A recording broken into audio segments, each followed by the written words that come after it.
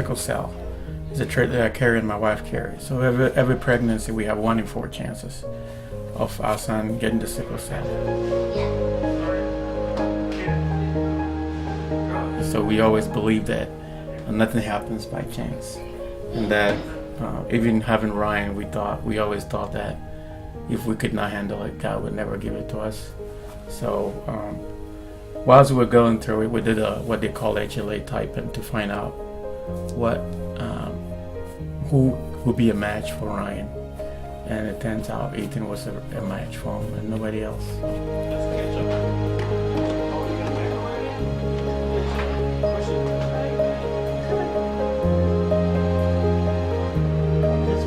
Yeah, he's still a baby, and you can't explain things to him. He wouldn't even understand you. But the day he was going for the surgery, that same day he was also going for the surgery. So 2 of them were both having surgery at the same time.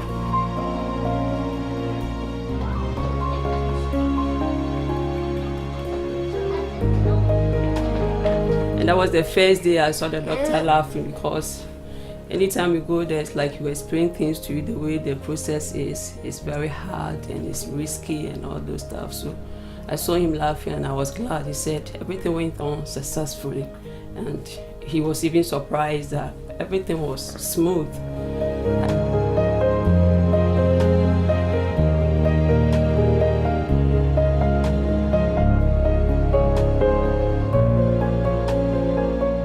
Unfortunately, my son had gotten sick when he was 20 months old, and like many of the kids, we thought it was a flu, and it spiraled, and we ended up here not knowing anything about the Ronald McDonald house, but he was going to be in the hospital for an extended period of time. So we walked over here and found out that we could stay here so that we could still be close to him. When we couldn't be with him, at least we'd have a place to come back and rest our heads for a few hours. It was hard because our daughter, who's 13 now, was 5 at the time, so we had to leave her for the time, but we knew we had to stay here with him until he got healthy. So it was good and bad, but it ended up being good because it's a wonderful place. I mean, it was nice and comforting to come back here. You don't want to leave your child side in the hospital, but you can come back here and get a warm meal or a bed to lay in or a friendly face to talk to.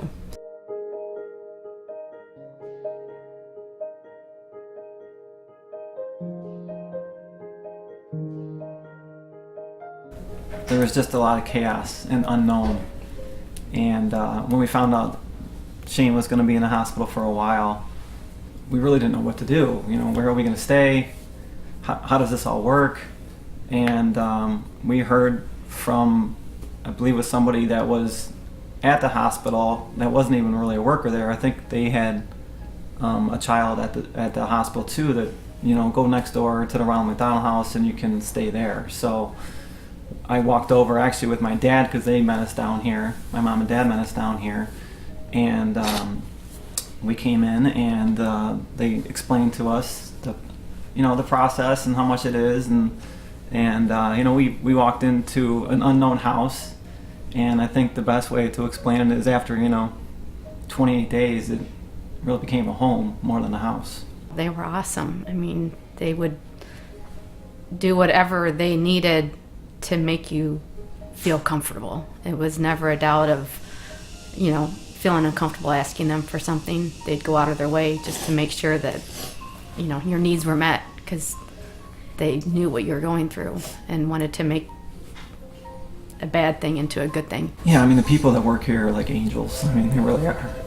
And when you can share an experience like this with other families, there's just a comfort level. And it's a really hard thing to explain when you're sitting around the table with other families who are going through a tragedy. But there's a calm and a peace that it brings.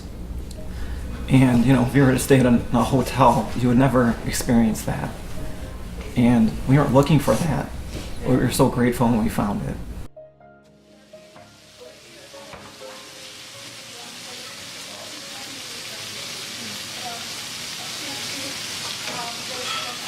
most important job in the morning is to come in and get the coffee started. I'm cooking breakfast for the people who stayed here because I stayed here for 111 days when I was in the hospital, and it was wonderful having different meals with me all the time.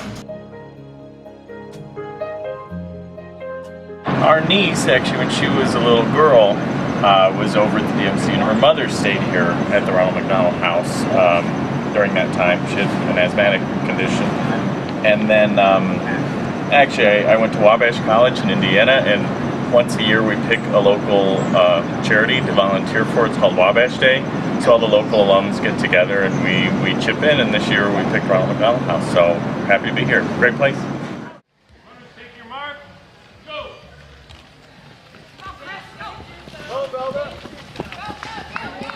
Well, Noah was diagnosed with medulloblastoma, which is a rare form of brain cancer, in 2009. He went through treatment in 2009, 2010. When he was finishing treatment in October of 2010, Renee thought it would be a good idea to organize something to give back and help raise awareness for brain tumor research, and that's how it got started.